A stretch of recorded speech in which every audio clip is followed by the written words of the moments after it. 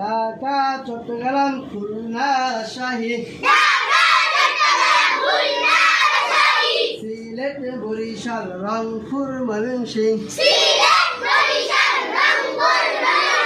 বাংলাদেশে বিভাগ কয়টি? বাংলাদেশে বিভাগ 8টি।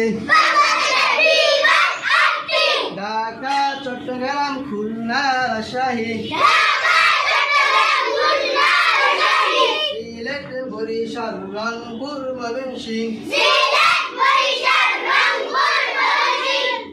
বাংলাদেশে বিভাগ কয়টি?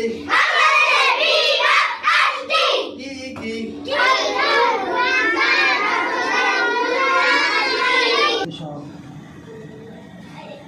আবার